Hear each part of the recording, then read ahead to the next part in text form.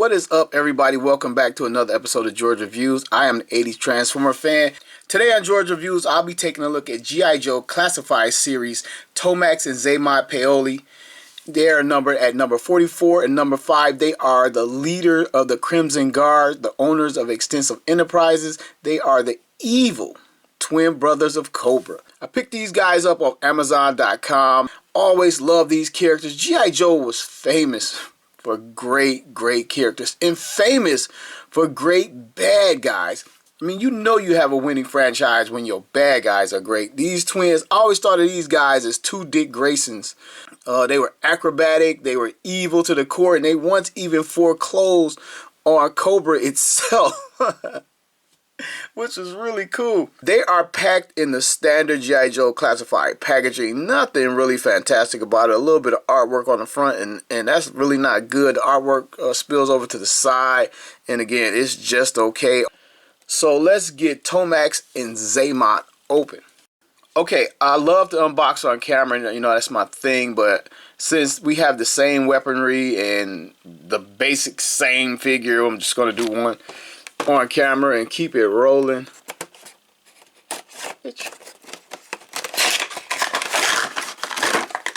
Here's one of our evil twins. We got a caution label leaflet thing in there and nothing further in the box. Let's get Tomax out of this packaging. Boom.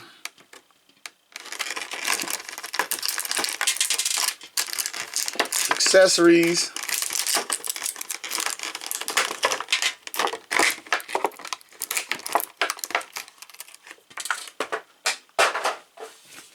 Alright, here is our Tomax.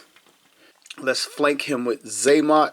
The first thing we need to take a look at are the head sculpts. Get these guys closer. And they are different. The hair appears to be a reversal of the mold. It looks identical in every way, just reversed. The faces themselves are built on the same sculpt, but they are different.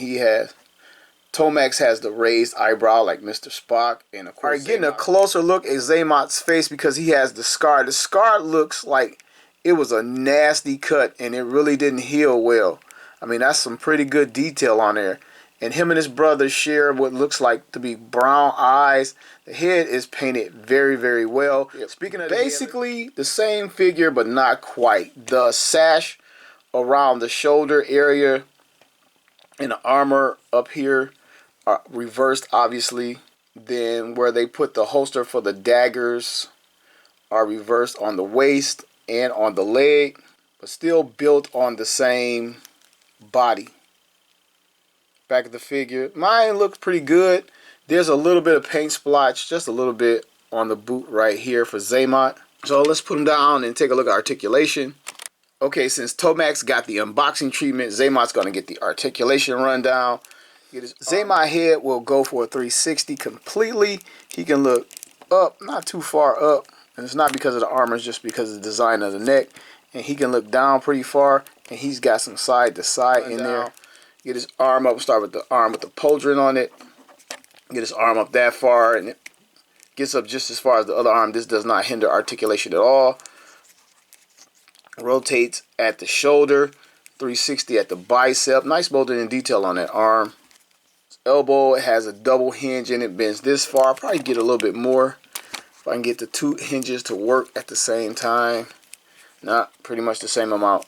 Coming down to his wrist, full 360. This little gauntlet is a separate piece. It's not just molded into his arm and painted over. This is a separate piece of plastic. I think I see a hinge, but I'm not getting a lot of it. There's an up and down hinge.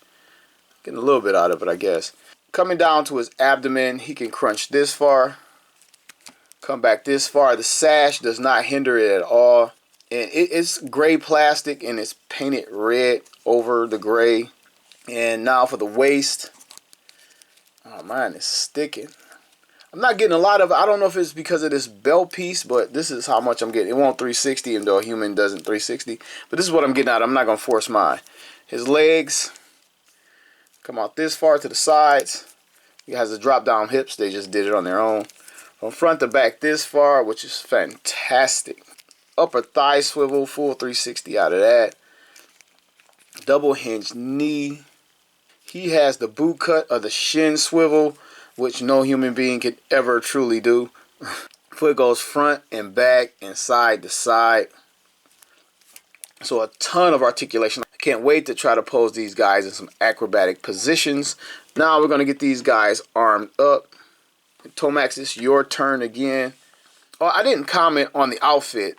We have the silvery plastic right here. The sash is red, but it's painted over the silvery plastic. Right here is silvery plastic again with red paint on it. This is a separate piece. The snake heads are a separate silvery plastic on his thighs, and the boots are the same silvery plastic. And he actually has some grip on the bottom of his shoes. It's molded in detail. So he has a, I believe this is an MP5K. Only reason I think I know is because it's my favorite gun on, well, the easiest unlock gun on Call of Duty. He has a clip for it. Clip goes in right there. Has a silencer. Boom.